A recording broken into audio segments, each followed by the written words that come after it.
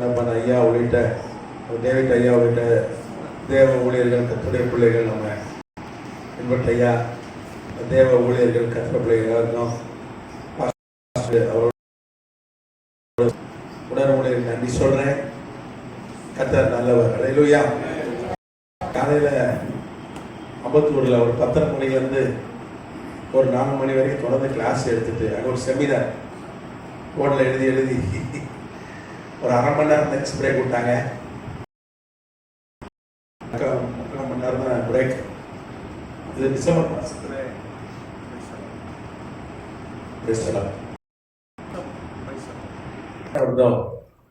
என்று வகுப்படுத்த கத்தர் கிருபை பாராட்டினார். நான் கத்தர் நன்றி சொல்றேன். கத்தர் நல்லவர். நான் போன வகுப்புல பழைய ஏற்பாட்டு இடையில அந்த காலங்கள் இன்டர் டெஸ்டமெண்டல் அதாவது இருளின் காலம்னு சொல்லி சிலர் சொன்னாலும், சைலண்ட் இயர்ஸ் அமைதியான காலம் என்று சொன்னாலும் அது அமைதியான காலம் அல்ல. அந்த காலத்திலையும் கர்த்தர் கிரியை செய்தார். எழுப்புதல் உண்டாச்சு. கர்த்தருடைய கிரியை வெளிப்பட்டது. ஊழியர்கள் எழுப்பினார்கள் அப்படின்னு சொல்லி நம்ம போன வகுப்புல பார்த்தோம். பைபிள்ல அதை குறித்ததான குறிப்புகளும் இருக்கிறது என்று பார்த்தோம். சரி, நாம் அதுக்கு இது கொரிந்தியர் 1 அதிகாரம் 11 பவுலுக்கு பவுல் சொல்ல பாவம் மன்னிப்பில்லை எடுக்கல. சரி, இன்னைக்கு அதை நம்ம எடுக்க போறோம்.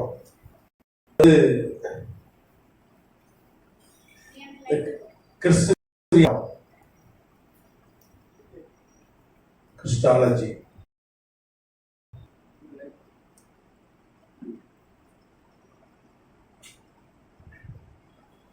கிறிஸ்துவியல் எழுதல்.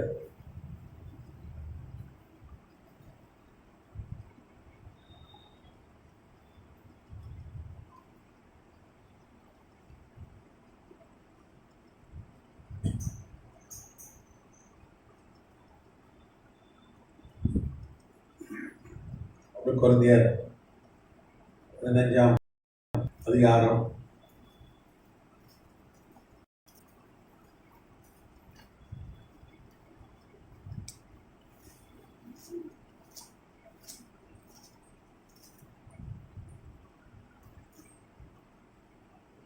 (12) முதல் 18 வரை. 17-18 வாசிங்க. 18 12 17 18 1 கொரிந்தியர் 15 அதிகாரம் 17-18. கிறிஸ்து எழுந்திராவிட்டால் விசுவாசம் வீணாயிருக்கும்.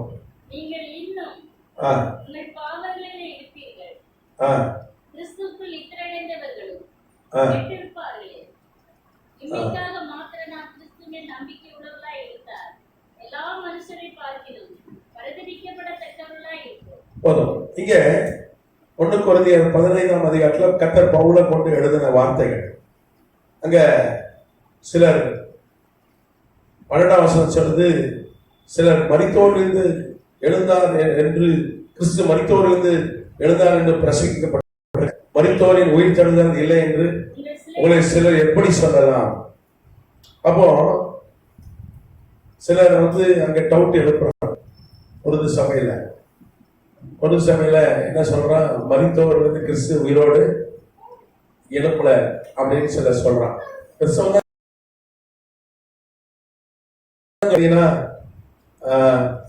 கிபி 50 AD சபை ஸ்தாபிக்கப்படுகிறது.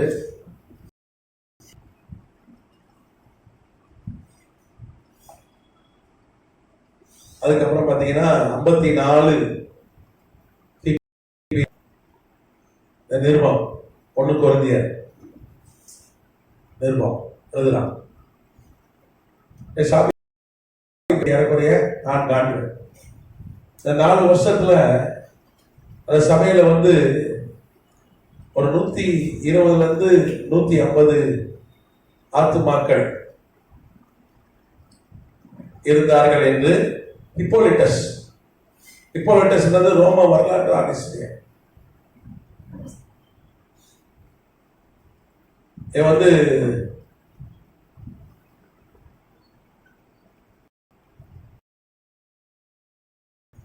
ரோம வரலாற்று ஆசிரியர் பவுலுடைய வரலாறு அவன் எழுதியிருக்கிறான். குறிப்பா கொரிந்து சபையுடைய வரலாறு வெள்ளக்காரன் ரோம வரலாற்று ஆசிரியர் எழுதியிருக்கிறான், பதிவு செஞ்சிருக்கிறான். ஒரு 120 இருந்து 150 ஆத்துமாக்கள் இருந்தாங்க 4 வருஷத்துல. அதுல ஒரு சிலர் கிறிஸ்து உயிரோடு எழும்பல அப்படின்னு சொன்னதாக நாம் வேதத்துல தெரிஞ்சுக்கிறோம். கர்த்தர் நாமத்துக்கு ஸ்தோத்திரம். உடனே பதில் எழுதுறான் பவுல், சும்மா இருக்கல. உடனே ஒரு நிருபத்தை கர்த்தர் அவனுக்கு கொடுக்கிறார், உடனே எழுதுறான். அவன் பிரியமானவர்களே, அதை அவன் சொல்றான், கிறிஸ்து உயிர்த்தெழுதலைன்னா விசுவாசம் வீண், பாவம் பிரசங்கம் வீண், சபையே இல்லையா, கொரிந்து சபையே இல்லையா, நானே ஊழியத்துக்கு வந்துட மாட்டேன்னு சொல்லிட்டு தான் அவன் என்ன சொல்றான், எனக்கு கிறிஸ்து, நான் கிறிஸ்து எனக்கு தரிசனம். 8ஆம் வசனம் வாசிங்க. அதே 1 கொரிந்தியர் 15:8.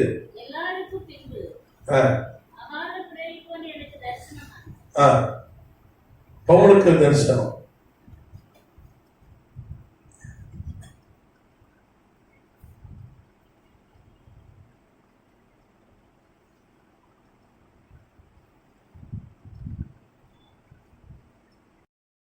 சொல்றான், நானும் உயிர் தந்த இயேசுவை கண்டேன் என்று சொல்கிறார். அதுவும் இந்த கண்ணில் பார்த்தேன் அப்படின்னு சொல்றான். இந்த கண்ணில் பார்க்கறது தான் முக்கியம். ஆவிக்குரிய கண்களை ஆண்டவர் பார்க்கலாம், அது எல்லாருமே கேட்டுக்கிற அனுபவம். ஆனா எல்லாருக்கும் இந்த கண்ணில் பார்க்கிற அனுபவம் இல்லை. யாராவது இயேசு ஆண்டவர் இயேசு இந்த கண்ணில் பார்த்து இல்லை, ரொம்ப அபூர்வம். அன்றைக்கு 500 பேருக்கு மேலான ஆட்கள் ஒரே இடத்துல இருக்கும்போது தரிசனமான சொல்லி 1:15 பார்க்கணும்.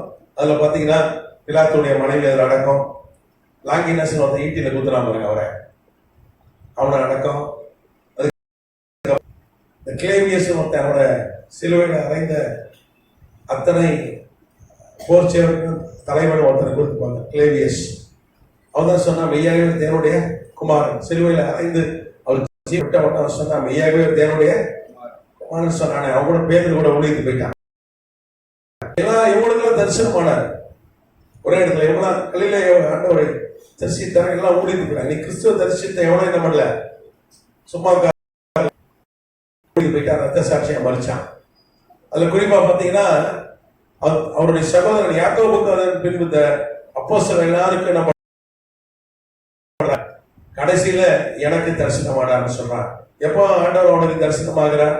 நீங்க அப்போஸ்தலர் நடவடிக்கைகள் புத்தகத்துல பவுல் வந்து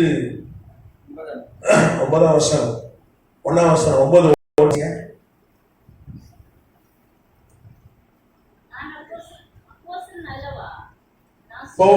அப்போஸ்தலர் 9:1.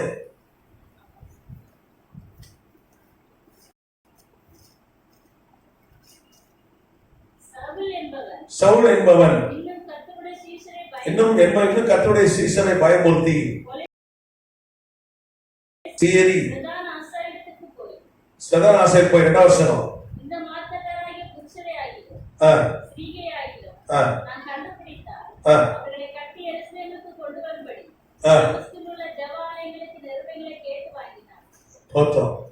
இங்கே அரெஸ்ட் வாரண்ட்டுகளை வாங்குகிற பவுல் அரெஸ்ட் வாரண்ட்ல வாங்குறான். ஒரு அதிகாரியா இருந்தான். பிரதான ஆசிரியர் என்ன பண்றான், அவனுக்கு அரெஸ்ட் வாரண்ட்டுகளை கொடுக்குறான்.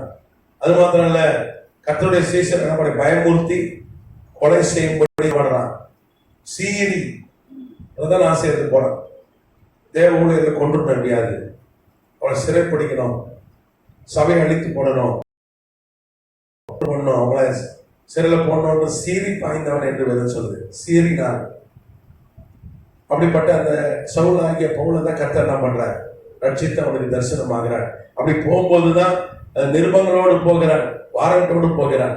நீங்க பாத்தீங்கன்னா தமிழ்நாட்டுல ஒருத்தர் குற்றம் பண்ணிட்டு வட இந்தியாவுக்கு போயிட்டான்னு வைங்க, ஒரு குறிப்பா ஒரு ஒரு ஒரு பீகாருக்கு தான் போயிட்டான்னு வைங்களேன், இங்க இருக்கிற போலீஸ் போவாங்க, வாரண்ட்லாம் வாங்கிட்டு போக மாட்டான். ஐயா அவனை கூப்பிட்டாரு, பீகார்ல இருப்பானே, ஐயா அவனை கூப்பிட்டாரு வந்து போ, ஆனால் வரமாட்டான். வாரண்ட்லாம் காமிச்சு அங்க இருக்கிற லோக்கல் போலீஸை பார்த்து அப்படிதான் அரெஸ்ட் பண்ணுவான். பார்த்துருக்கீங்கள? அப்போ ஒரு அதிகாரத்தோடு போவார்கள். அதே மாதிரி அரசு பயணமாய் அதிகாரத்தோடு போவார். அதே மாதிரி இவன் ஒரு பெரிய பதவியில இருந்தான் அன்னைக்கு. நீங்க பார்த்தீங்கன்னா சனகரிப் சங்கம், இது பார்க்கல இல்லைன்னோ, சனகரிப் சங்கம், சனகரி சான்ஹெட்டன்,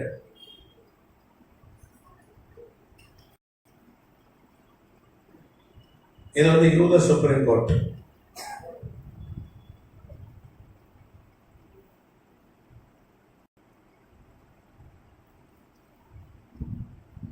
இதுக்கு வந்து கமாலியன் தான் தலைவர். கமாலியன் தான் சுப்ரீம். நீங்க பாத்தீங்கன்னா அப்போஸ்தலர் 5 அவர் ஒரு வார்த்தை சொல்றார், நீங்க அப்போஸ்தலரை துன்புறுத்தக்கூடாது. ஏற்கனவே யூதாஸ் கலிலேயன் யூதாஸ் தான் கதையை எழுப்பினா, அவர்கள் முன்னால் நிற்கல. இவர்களுடைய காரியம் கர்த்தரால் வந்தா நிற்கும், மனுஷனாக வந்தா நிற்காது. நீ அப்படியே விட்டினா தானா அழிஞ்சிருவாருன்னு சொல்லி கமாலை எழுதி சொன்ன போலதான் பிரதனாசை உடனே அவனை விடுதலை பண்றான்.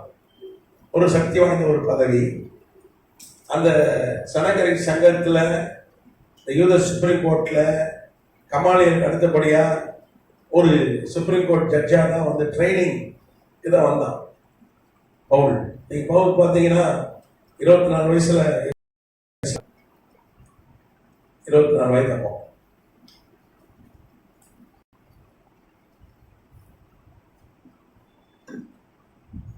எஸ்லேம் வந்தபோது அவனுக்கு 24 வயது, கிபி 30. அது ஜூனுக்கு பிறகுதான் வரான்.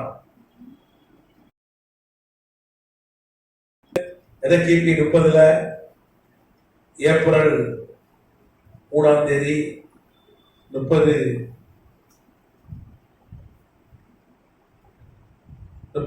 கிபியில சிறுவையில தங்கி என்ன பண்றார், ரத்த செலுத்தி மறிக்கிறார். ஏப்ரல் 5ஆம் தேதி அதே 30 கிபியில அவர் என்ன பண்றார், உயிரோடு எழும்புகிறார். கரெக்டா 50 நாள்.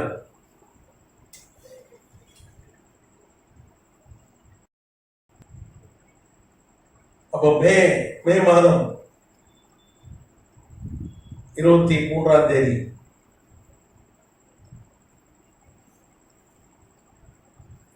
அங்கே சபை ஸ்தாபிக்கப்படுகிறது, பெந்தெகோஸ்து சபை.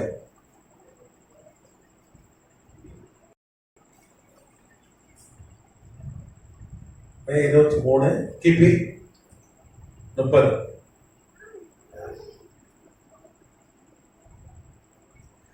அதுக்கு பிற்பாடுதான் யார் வர்றா, எஸ்லேமுக்கு பவுல் வருகிறான். பவுல் எஸ்லேமுக்கு அது முன்னாடி வரவே இல்லை. இயேசு அவனுக்கு தெரியாது, இயேசுவை பார்க்கல. அவன் எங்க இருந்தான், தர்சூஸ் துருக்கியில.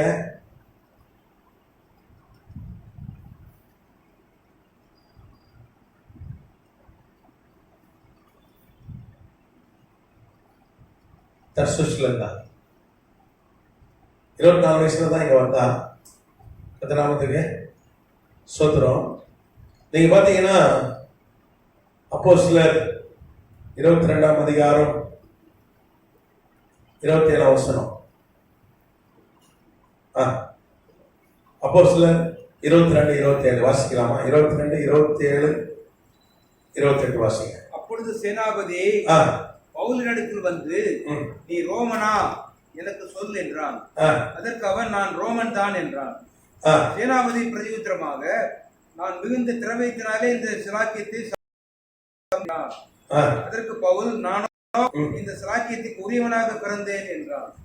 இங்க பவுல வந்து எஸ்லேம்ல கைது பண்ணுகிறார்கள். எதுக்குன்னா தேவாலயத்துக்குள்ள யூதர் அல்லாதவரை கொண்டு வந்துட்டான் அப்படின்னு கைது பண்றாங்க. இங்க பவுல் வந்து கைது செய்யப்பட்டு யூதர்கள் எப்படி அவனை கொண்டுட்டோம் அப்படின்னு சொல்லி கங்கணம் கட்டி ஒரு பெரிய கலவரம் ஏற்படுவதனால ரோம பேரரசு தலையிட்டு அதை ரோம பேரரசு அவனை கொண்டு போயிடுறாங்க.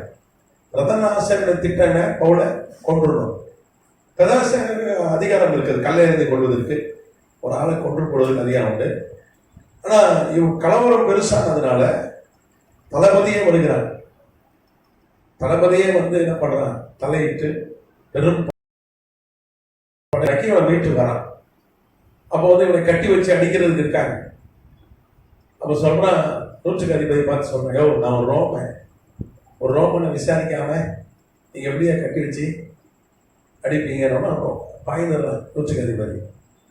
நூற்றுக்கு அதிபதி என்ன பார்த்தீங்கன்னா ஒரு டிஎஸ்பி மாறிடுச்சிங்களேன், டிஎஸ்பி பாய்ந்துடுறாப்புல. டிஎஸ்பிக்கு மேலான பதவி தான் சொல்ல முடியும், ஒரு பெரிய பதவி பாய்ந்துடுறான். அவன் நேரம் போய் தளபதி கிட்ட போறான். யார்கிட்ட போறான்? ஐஜி கிட்ட போறான். ஐஜி கிட்ட ஐயா அவன் ரோமன் என்று சொல்கிறாங்கன்னா ஐஜி கூப்பிடுறாரு. கூப்பிட்டு கேட்கறாரு, எப்பா நீ ரோமனா? அவனை ஆமான்றான். அவனை சொல்ற, நானும் ரோமன் தான் ஐயா. ஒரு விளக்கறேன், நான் வந்து நிறைய பணம் செலவு பண்ணி என்ன பண்ண ரோம பிரஜை என்கிற போல் சொன்னாரு, நான் துட்டுலாம் செலவு பண்ணலப்பா. பிறக்கும் போதே எங்க அப்பா என்ன ரோம பிரஜை எடுத்து போட்டான். காரணம் தர்சிசுடைய கவர்னர் அப்பேன்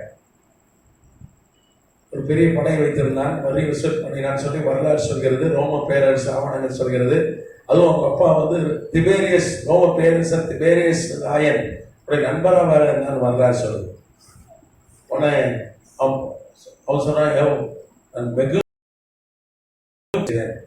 நிறைய திறமைகள் கோடிக்கணக்கில் கொடுத்து நான் வாங்கினேன் என்று அர்த்தம். நீங்க பாத்தீங்கன்னா அன்னைக்கு ரோம பிரஜை ஆகணும்னா அன்னைக்கு பாராளுமன்றம், ரோம பாராளுமன்றம் ரோமபுரியில இருந்தது. உலகத்தை ஆளுகிற செனட், அது பேர் என்னது? செனட். செனட் அதுல பாத்தீங்கன்னா 600 செனட் உறுப்பினர்கள் இருப்பாங்க.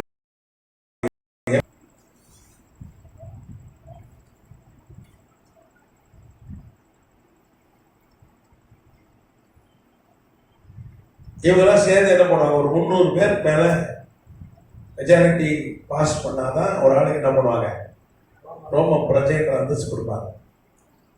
பாராளுமன்றத்தில் பாஸ் பண்ணி தான் கொடுப்பாங்க, அது ஈஸி கிடையாது. நீங்க யோசிச்சு பாருங்க, பாராளுமன்றத்தில் பாஸ் பண்ணி 300 மேல எம்பிக்கள் ஓட்டு போட்டு ஒரு ரோம பிரஜை வாங்கினா எவ்வளவு ஈஸி, கஷ்டமா ஈஸியா?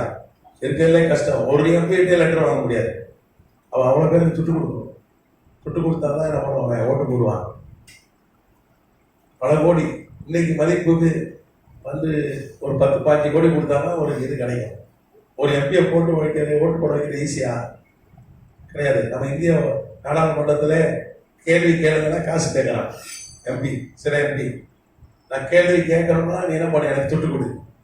அப்படி சிலரை வந்து கண்டுபிடித்திருக்கிறார்கள், சிலரை வந்து நீக்கியும் இருக்கிறார்கள், ஒழுங்கு நடவடிக்கை எடுத்திருக்கிறாங்க. நீங்க படிச்சிருப்பீங்க. இப்போ சமீபத்தில் அவன் கேள்வி, மக்களுக்கு கேள்வி கேட்கறதுக்கே, மக்கள் நலனுக்கு கேள்வி கேட்கறதுக்கே தொட்டு கேட்கிறான். பாராளுமன்றம் எந்த ஒரு கேள்வி கேட்கறது காசு கேட்கிறவன், நீ நீ ரோம பிரஜையாவ சும்மா கைத்துக்கணுமா? குட்டு கொடுத்தா போடுவோம். இன்னைக்கு லஞ்சம் ஆவணம் இருந்தது.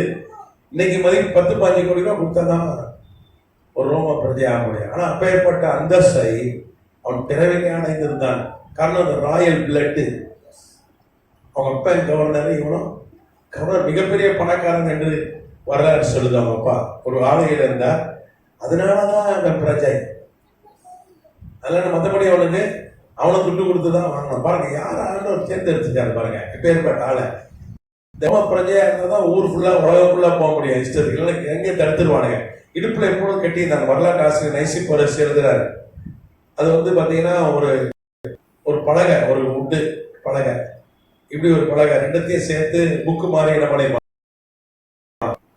அது பாத்தீங்கன்னா கப்பல் செய்யறாங்க பாருங்க, அந்த மாதிரி ஒரு பலகை. தண்ணியிலேயே ஓஃபி இது நோவுடைய பழைய அந்த மாதிரி ஒரு மரம் தண்ணியில போட்டாலும் ஒண்ணாகாது. அதுல என்ன பண்ண, நெருப்பை வைத்து இருப்பு சின்னத்தை ஒரு சீலை நெருப்புல புடமிட்டு அதுல போடுவாங்க. போட்டு ரோம பேரரசுடைய முத்திரை அதுல இருக்கும், ஒரு கழுகு முத்திரை இருக்கும். போட்டு அந்த முத்திரையை போட்டுதான் போடுவாங்க. அந்த அன்னைக்கு ஐடி கார்டு மாதிரி பெரிய விஷயம். எங்க போனாலும் காமிச்சு போயிட்டு, ஏன்னா உலகம் ஃபுல்லா ரோம பேரரசுடைய ஆளுகை. பவுல் எல்லா இடத்துக்கும் போய் கிரேக்கம், ஐரோப்பா, ஆசியா, துருக்கி எல்லா இடம் போய் ஊழியம் செஞ்சான். இதை காமிச்சு போயிட்டான். இங்கே காமிச்சுதான் என்ன பண்றான்? மிரட்டுறான். ஐஜியே மிரட்டுறான், தளபதியே மிரட்டுறான். அப்போ வேதம் சொல்லுது அவன் பெரிய அந்தஸ்துல இருந்தவன், பெரிய அளவன். பெரிய அந்தஸ்துல இருக்கவன் எங்க வரான்? இப்போ எருசலேமுக்கு வருகிறான். எதுக்கு வரா? Supreme court elect, judge elect என்று வரலாற்று ஆசிரியர் எழுதுகிறார்கள். அடுத்து அந்த பதவிக்கு வரணும், பயிற்சியில் இருக்கிறான். சேவானை கொண்டது யாரு? அவன் தான். அக்யூஸ் நம்பர் 1, A1, முதல் குற்றவாளி அவன் தான். நிறைய பேரை கொன்றவன். கொல்றதுக்கு இன்னும் என்ன பண்றான்? திட்டங்கள் வைத்துக் கொண்டு தமஸ்குக்கு போகிறான். நீங்க பாத்தீங்கன்னா அந்த அப்போஸ்தலர் 24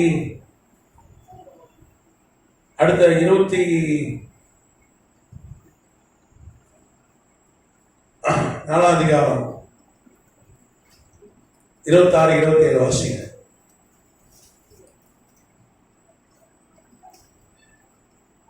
மேலும் அவன் பவுலை விடுதலை பண்ணும்படி தனக்கு அவன் பணம் கொடுப்பான் என்று நம்பிக்கையுள்ளவனாயிருந்தான். அது நிமித்தம் அவன் அநேகந்தரம் அவனை அழைத்து அவனுடனே பேசினான். 2 வருஷம் சென்ற பின்பு பேலிக்ஸ் என்பவனுக்கும் பதிலாய் பொர்கியுஸ்து தேசாதிபதியாக வந்தான். இங்க பெலிக்ஸ் என்கிற தேசாதிபதினா கவர்னருக்கும் மேல, பிலாத்து என்கிற கவர்னருக்கும் மேல அந்த தேசாதிபதி பெலிக்ஸ் பெரிய பதவி, லெகேட் என்று சொல்வார்கள். ரோம பேரரசுக்கு அடுத்த பதவி இந்த லிகேட். இந்த லிகேட் பாத்தீங்கன்னா அதே மாதிரி பவுலுடைய அப்பா ஒரு லிகேட் தான். ரோம பேரரசுக்கு அடுத்த பதவியில இருந்தான். அவன் அங்கே தனக்கு துருக்கி ஆளுகையில் இருந்தான். அந்த லிகேட் பெலிக்ஸ் என்ன பண்றான்? உங்க அப்பா பெரிய பணக்காரன், எனக்கு என்ன பண்ணு, நீ லஞ்சம் கொடுத்து நான் உன்னை விடுதலை பண்றேன்னு யார் கேட்கிறார்? பெரிய முடியும். பெலிக்ஸ் 500 கோடிக்கு லஞ்சம் கேட்டான்னு ஒரு உதாரணத்துக்கு வச்சுக்கோங்க. அப்ப பவுல் எவ்வளவு பெரிய பணக்காரனா இருந்தா? பணக்காரன் பவுல். அவங்க அப்பா மிகப்பெரிய பணக்காரன், பெரிய பணக்காரன். அவன் சொல்றான், பவுல் கிறிஸ்துவ அறிகிற அறிவின் மேன்மைக்காக என்ன பண்ண எல்லாத்தையும் எதெல்லாம் குப்பை விட்டு வந்தான். இந்த கவர்னர் அவன் தான் அடுத்த கவர்னர் வேணான்ட்டான். நீங்க பவுலுடைய தலையை வெட்ட போகிறார்கள். 68 கிபியில தான் அவன் ரத்த சாட்சியா மறிக்கிறான். 68 கிபி. அப்ப அவனுக்கு 62 வயது. ஈரோ மன்னன் அவன் தான் சபையை துன்புறுத்தினவன், பவுல் தலையை வெட்டினவன், பேதுருவை கொண்டவன், அநேக ஊழியர்களை கொண்டவன். அவன் கிறிஸ்துவுக்கு எதிரி. அவன் சொன்னாயோ உங்க அப்பா அவ்வளவு பெரிய ஆளு,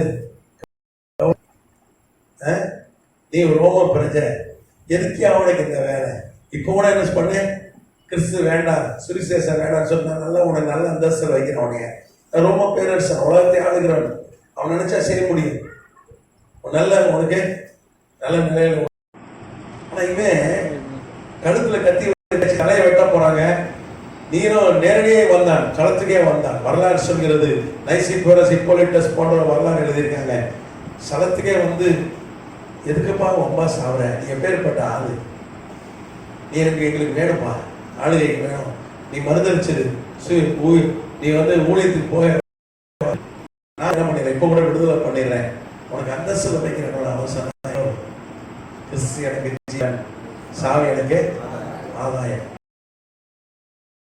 அவன் கடைசியா பேசின வார்த்தை தான், கிறிஸ்து எனக்கு சாவு எனக்கு ஆதாயம்.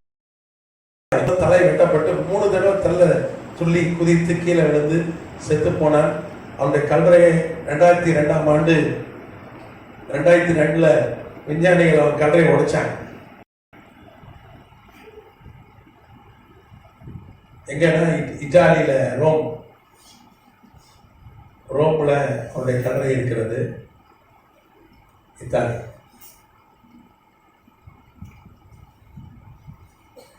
டாக்டர் ஜார்ஜ் பிலிப் அப்படிதான் பெரிய சயின்டிஸ்ட். அவர் தொல்லியல் துறை விஞ்ஞானி. அவர் இத்தாலியை சார்ந்தவர்.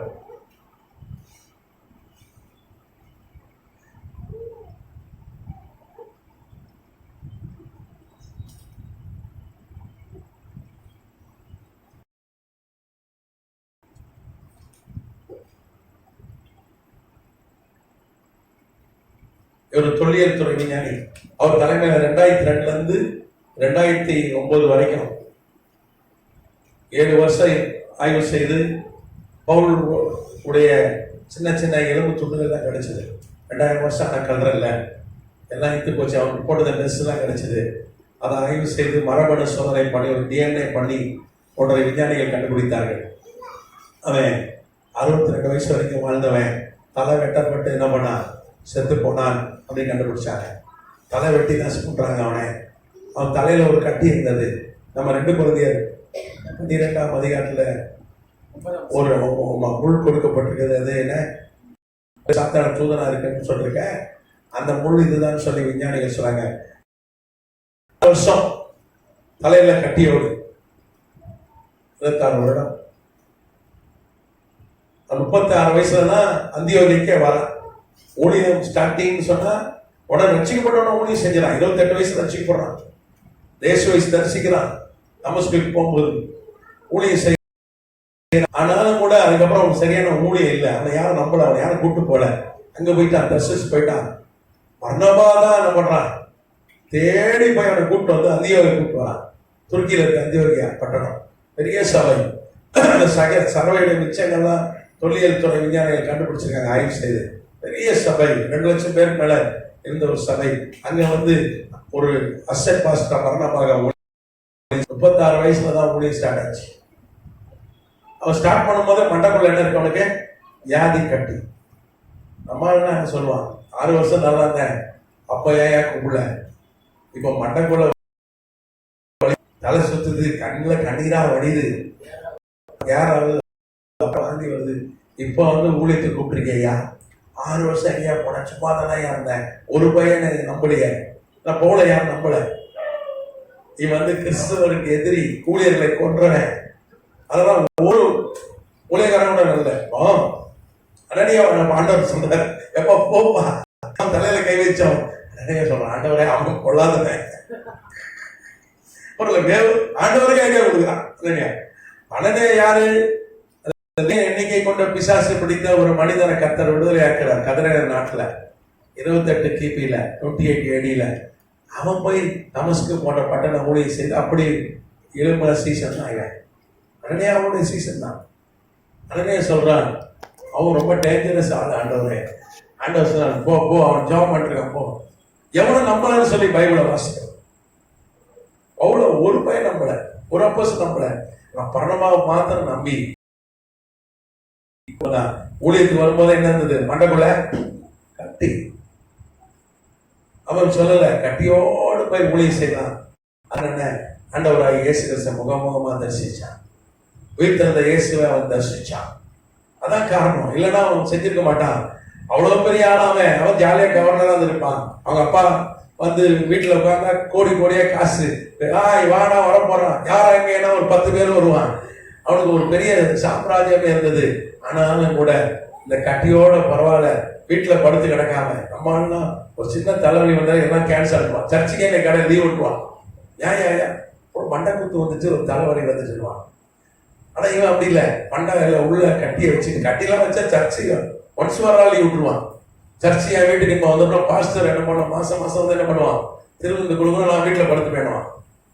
இப்பவே மண்டையில கட்டி வந்துட்டா 2 வருஷத்துக்கு மேல வாழ முடியாது. அதுவும் பிச்சிட்டுவரி கிளாண்ட் உள்ள கட்டி வந்து ஆபரேஷனே பண்ண முடியாது. இந்த கிளாண்டை தாண்டி ஆபரேஷன் பண்ண முடியாது. அவனுக்கு அங்கதான் கட்டி வர. விஞ்ஞானிகள் சொல்றாங்க, அவனுடைய மரபணு ஆய்வு செஞ்சு 26 வருஷம் ஊழியர் செஞ்சாயா, அந்த கட்டில சாவலையா, தலை பறிச்சா. இவ்வளவு காரணம் என்ன, கிறிஸ்து உயிரோடு எழுந்தா. அவன் கிறிஸ்து தொடைக்க பண்ணணும், நல்லா ஜாப் பண்ணணும். இங்க பாருங்க, ஒரு கட்சிக்காரன் நிறைய அவனை பின்பற்றாங்க. ஒரு கிறிஸ்தவன் தான் அவன் பேசுறான், இந்த ஆள் பேசுறான். என்ன சொல்றான், கிறிஸ்து மறிச்சு போயிட்டாரு. யூதர்கள் அதை ஒத்துக்கிறாங்க, இந்த கிறிஸ்தவன் ஒத்துக்க மாட்டேங்கிறான். கிறிஸ்து மறிச்சிட்டாரு, அவர் சிலுவையில் அடிச்சு கொண்டாங்க. பவுல்னு ஒருத்தன் 100 வருஷம் கழிச்சு வரான். கிறிஸ்து மறித்த பிறகு 100 வருஷம் கழிச்சு யார் வரா, அவன் ஐயோ கிறிஸ்துவ கொண்டாங்களே சிலுவையில் அடிச்சிட்டாங்கப்பா அப்படின்னு இந்த பரிதாபத்தை அனுதாபத்தை ஏற்படுத்துற மாதிரி பேசி கிறிஸ்தவத்தை சாதிச்சிட்டான். அதனால இன்னைக்கு 300 கோடி பேர் கிறிஸ்தவனா இருக்கான் உலகத்துலன்னு சொல்லி யார் பேசுறா? அந்த கிறிஸ்தவன் என்று இருக்கிற ஒரு அரசியல் சொல்றது யாருன்னு உங்களுக்கு தெரியும்? யாரு? கரெக்டா சொல்லி அவனுக்கு பதிலடி கொடுக்கணும்ல. நம்ம ஒரு சபையில பதிலடி கொடுத்தாங்க. இப்போ பவுல் வந்து பாருங்க, அவன் 100 வருஷம் கழிச்சு வரல, கிறிஸ்து மரித்து உயிரோடு இழந்த அதே ஆண்டிலே வந்து விட்டான். வந்து கொலை செய்கிறவனா மாறிட்டான். சேவானை கொண்ட சபையை கொள்றதுக்கு, ஊழியரை அழிக்கிறதுக்கு அதிகாரம் பெற்றவனாக இருந்தான், ஒரு ஆளுநிலை இருந்தான். ஆனா கிறிஸ்து தரிசனமானவனை எல்லாத்தையும் விட்டுட்டு எல்லாத்தையும் குப்பை என்று, கவர்னர் பதவி வேண்டாம், அது ஒரு குப்பை. சுப்ரீம் கோர்ட் ஜட்ஜி பதவி வேண்டாம் எனக்கு, அது எனக்கு வேண்டாம். எனக்கு கிறிஸ்து எனக்கு ஜீவன், சாவை எனக்கு ஆதாயம். தலையை கொடுத்தாயா கருத்திற்காக ரத்த சாட்சியா மறைச்சான்.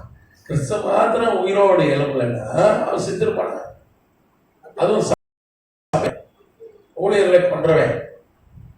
அப்போ வந்து அவன் தான் ஒரு பெரிய ஆதாரமா இருக்கிறான். கிறிஸ்து உயிரோடு எழுந்தார், கிறிஸ்து உயிர்த்தெழுந்தார் என்பதற்கு அவன் தான் பெரிய ஆதாரமா இருக்கிறான். அப்ப நம்ம என்ன பண்ணணும்? அதுக்கு பதிலடி கொடுக்கணும். இன்னைக்கு பல ஆயிரம் பேர் அவனுடைய ஆளுடைய யூடியூப ஆயிரக்கணக்கில் அவனுடைய பேச்சை கேட்கறதுக்கு இளைஞர் பட்டாளம் இருக்கு. அப்போ இந்த துர்ச்செய்தி, இந்த தப்பான சபைக்கு எதிரான இந்த வார்த்தைகள், கிறிஸ்துவுக்கு எதிரான வார்த்தைகளுக்கு நம்ம என்ன பண்ணோம்? பதிலடி கொடுக்க ஆதாரம் வேணும். அவனுக்கு அந்த ஆளுக்கு வரலாறு தெரியல, நம்ம என்ன பண்ணோம்? ஆதாரங்களை அவனுக்கு எடுத்து சொல்லணும். எந்த நாமத்துக்கு சில அரசியல்காரங்களை எடிட் பண்ணிட்டு போட்டு விடுவான், 4 பேர் தெரிஞ்சுக்கிட்டோம். அப்போ இதுதான் வந்து கிறிஸ்து உயிரோடு எழுந்தது ஆதாரமாய் இருக்கிறது. நீங்க பாத்தீங்கன்னா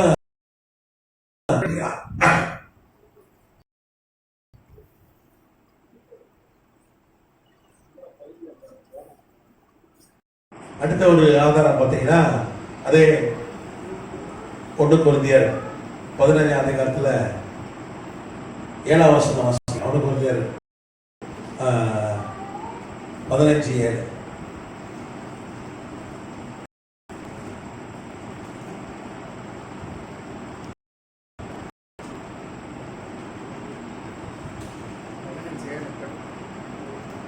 பின்பு யாக்கோபுக்கும் அதன் பின்பு அப்போஸ்தலர் எல்லாருக்கும் தரிசனமானார். பின்பு யாக்கோபுக்கும் அப்போஸ்தலர் எல்லாருக்கும் தரிசனமானார். எல்லாருக்கும் பின்பு அகால பிரபி போன்ற எனக்கும் தரிசனமானார். கர்த்தருக்கு ஸ்தோத்திரம். இந்த யாக்கோபுக்கு தரிசனமானார் என்று சொல்லப்பட்டது. இந்த யாக்கோபு யாருன்னா ஆண்டவராகிய இயேசு கிறிஸ்துவுடைய சகோதரர். நீங்க கன்னியா இருக்கும் பொழுதே ஆண்டவராகிய இயேசு கிறிஸ்து கருவுற்று வந்தார். வித்து ஸ்ரீன் வித்து, ஆண் வித்து இல்லை. அதுக்கான ஆதாரங்கள்லாம் கடந்த வகுப்புல நம்ம பார்த்தோம். அது அவருடைய மரபணு, அவருடைய ரத்தம் எல்லாம் பரிசோதனை பண்ணியிருக்காங்க. ஈஜிப்டில் இருக்கிற வந்து இஸ்லாமிய டாக்டர், மருத்துவ விஞ்ஞானி கூட அதை ஆய்வு செய்து அவர் கண்ணி வயிற்றுல தான் பிறந்தான்னு சொல்லி பார்த்தோம். நிறைய ஆதாரங்கள் பார்த்தோம். அப்புறம் யோசேப்போ மரியாளுக்கும் யாக்கோபு, யோசே, சிமியோன், யூதா, அதுக்கப்புறம் 2 சகோதரி எல்லாம் பிறந்தாங்கன்னு சொல்லி பார்க்கணும். பைபிள்ல இருக்கு. அதுல யாக்கோபு எழுதின நிருபம், யூதா எழுதின நிருபம்லாம் அவருடைய சகோதரர்கள் எழுதின நிருபம்.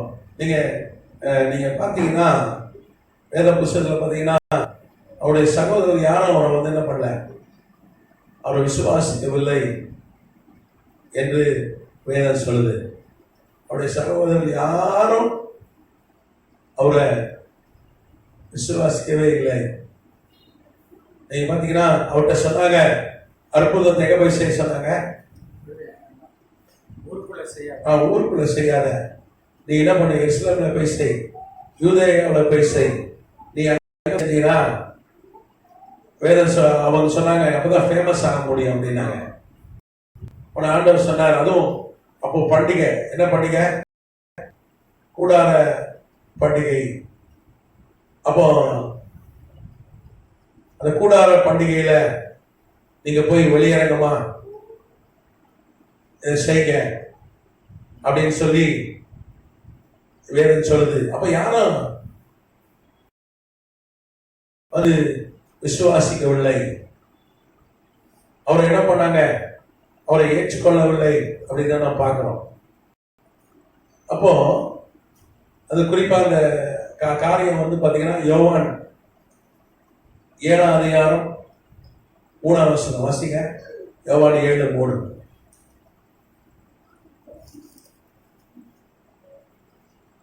அப்பொழுது கூடார பண்டிகை செய்யமா இருந்தது. அப்பொழுது அவருடைய சகோதரர் அவரை நோக்கி, நீ செய்கிற கிரியைகளை உங்களுடைய சீடர்களும் பார்க்கும்படி இவ்விடம் விட்டு யூதேயாவுக்கு போகும். பிரபலமாயிருக்க விரும்புகிற எவனும் அந்தரங்கத்திலே ஒன்றை செய்ய மாட்டான். நீர் இப்படிப்பட்டவைகளை செய்தால் உலகத்துக்கு உண்மை வெளிப்படுத்தும் என்றார். ஆண்டவர் சொன்ன என் வேலை இன்னும் அது ஏன் அப்படி சொன்னாங்கன்னா அவர்கள் விசுவாச அதனால அப்படி சொன்னாங்கன்னு சொல்லி 5ஆம் வசனம் பார்க்கணும். ஒரு சகோதரரும் அவரை விசுவாசப்படி அப்படி சொன்னார்கள். இயேசு அவர்களை நோக்கி, என் வேலை சகோதரர் அவர் விசுவாசிக்கவில்லை, அண்ணனை நம்பவே இல்லை, தேசியான விசுவாசிக்கல.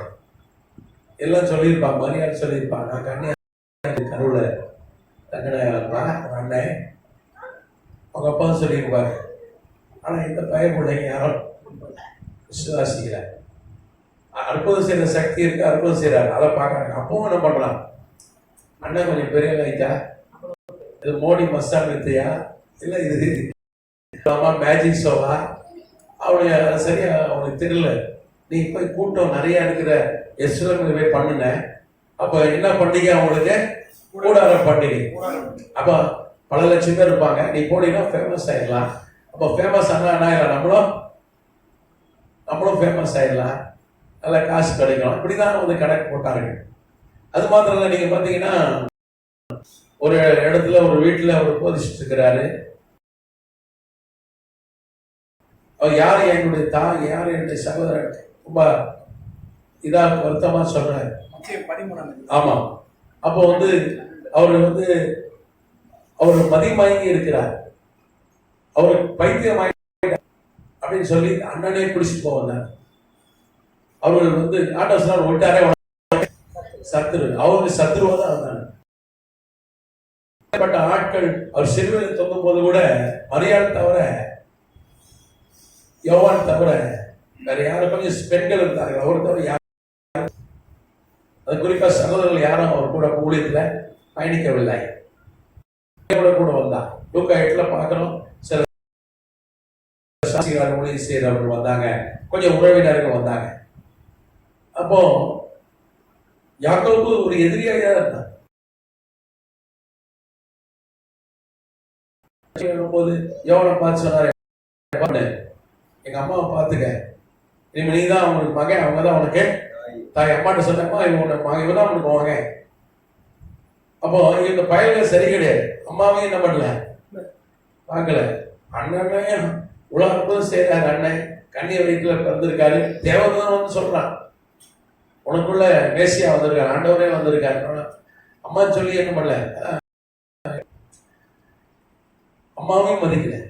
அதனாலதான் யோவான் எப்பா நீ தாயை பார்த்துக்க, நீ இவதான் உனக்கு தாய், இவன் நீ தான் அவனுக்கு மகன் அப்படின்னு ஒப்படைக்கிறார். அப்ப அப்பேற்பட்ட அவர்கள் அந்த யாக்கோபுக்கு என்ன பண்றாரு? வேதம் சொல்லுது, யாக்கோபுக்கு தரிசனமானார்.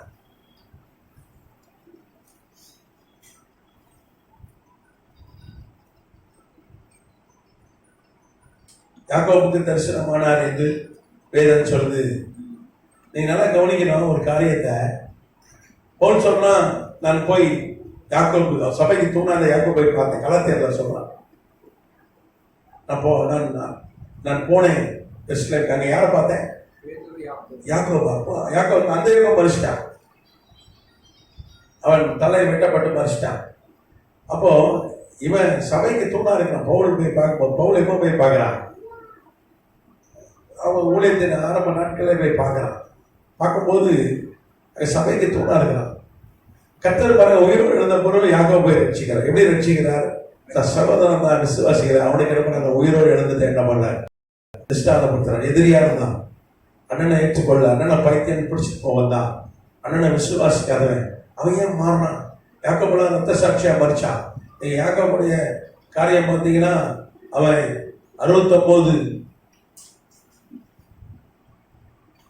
69 கிமுல அவன் ரத்த சாட்சியா மறிச்சான். இஸ்லாமில் அவன் சபைக்கு தலைவராக இருந்தான்.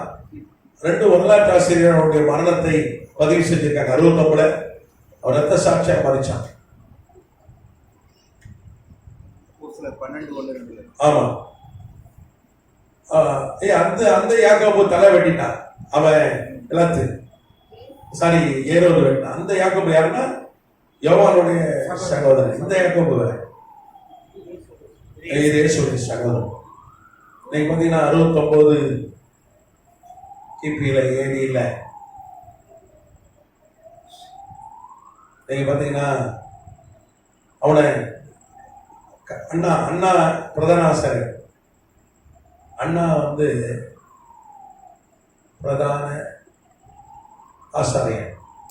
அவன் என்ன பண்ண இவனுக்கு மரண தண்டனை விதிக்கிறான்.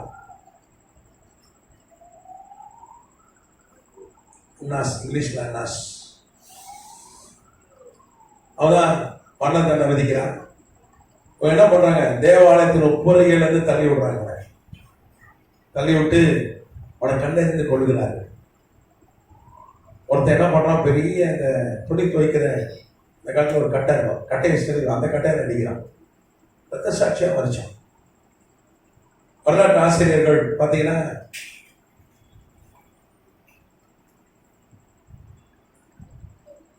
எகேசிபஸ்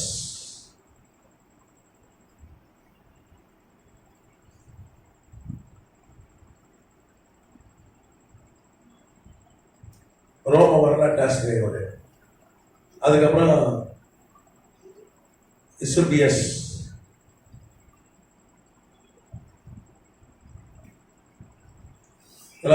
வெள்ளக்கார வரலாற்று ஆசிரியர் இசுபியஸ் பிறகு ரட்சிக்கப்பட்டார்.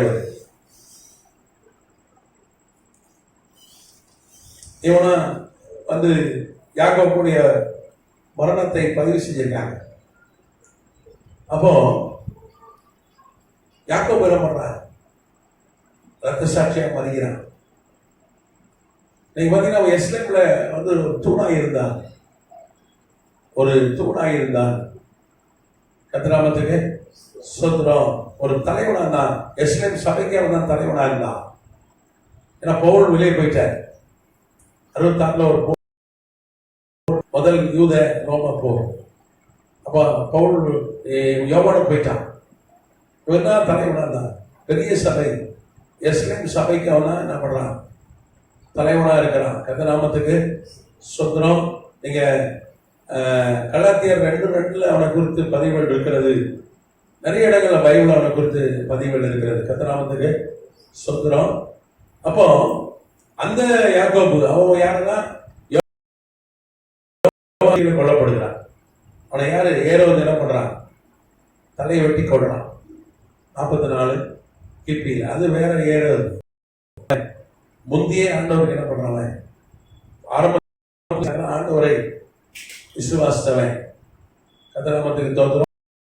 ஜோசப்பஸ் பிளேவிஸ் வரலாற்று ஆசிரியர் அந்த மரணத்தை பதிவு செய்ய ரத்த சாட்சியம் மறிச்சான். புகழ்பெற்ற ஜோசப்பஸ் பிளேவிஸ்.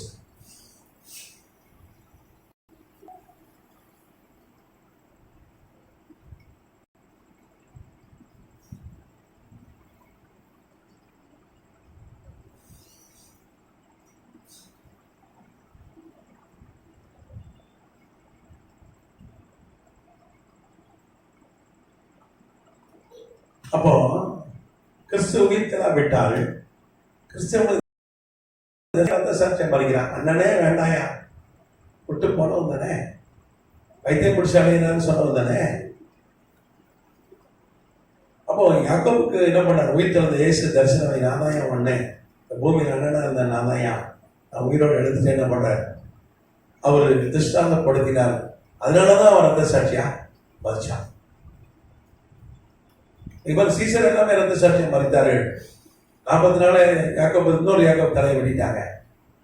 தோமா இந்தியாவுக்கு வந்தவன மகாதேவன் ஒரு அரசன், அவன் தான் என்ன பண்ணான், ஈட்டியில குத்தி கொண்டான். அவனுடைய ஆட்கள் தான், மனைவி பிள்ளைகள் குடும்பத்தால் ரட்சிக்கப்பட்டாங்க. அந்த கோபத்துல மகாதேவன் ஒரு சிற்றரசன், அவன் தான் இந்த பகுதியில் ஆண்டான். அன்னைக்கு ஒரு ஒண்ணுமே கிடையாது, செங்கல்பட்டு அப்படி சில பகுதிகள் தான் இருந்தது.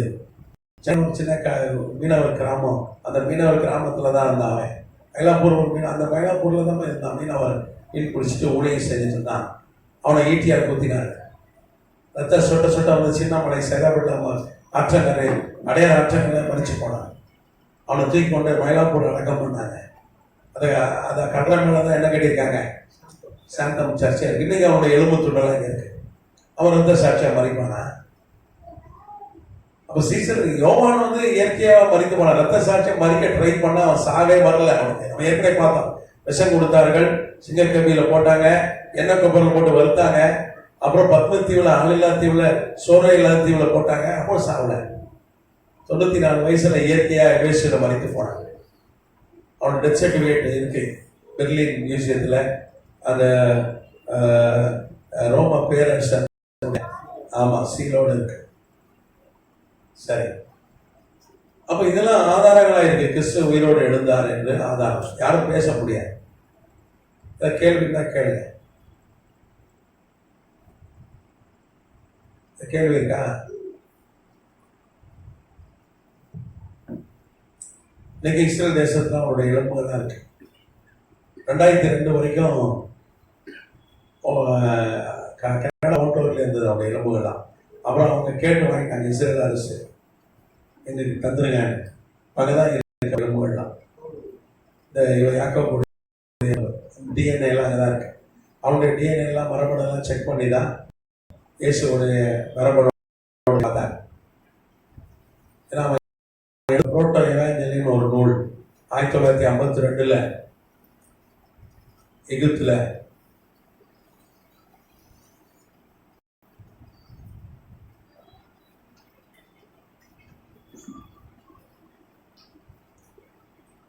கண்டுபிடிக்கப்பட்டது. அதாவது டாக்டர் மார்டின் போர்டின் அவர் தான் கண்டுபிடிச்சார். இப்போ அவர் சுவிட்சர்லாந்து நாட்டை சார்ந்தவர்.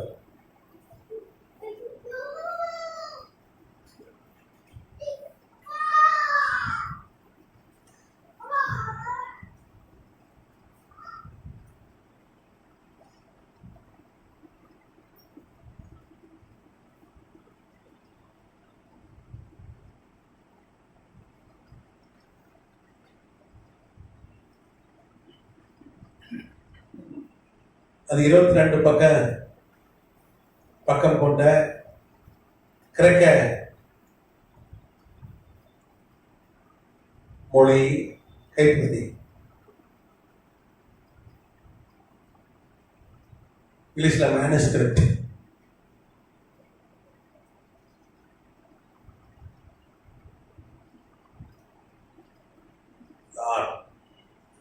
இது இப்ப எங்க இருக்குன்னா அது பேர் புரோட்டோ எவாஞ்சலியம்.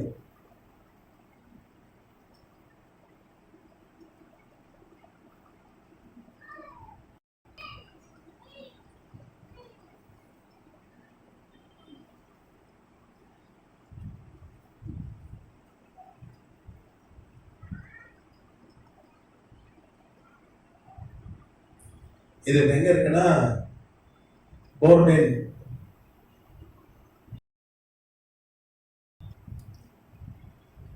மியூசியத்தில் இருக்கு,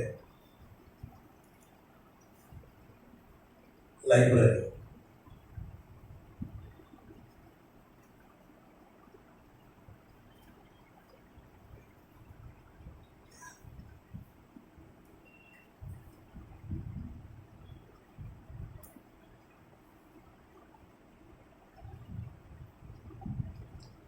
இதை விஞ்ஞானிகள் ஆய்வு செய்து இது யாக்கோபு கைப்பட எழுதின சுயசரிதம் கண்டுபிடிச்சிருக்காங்க.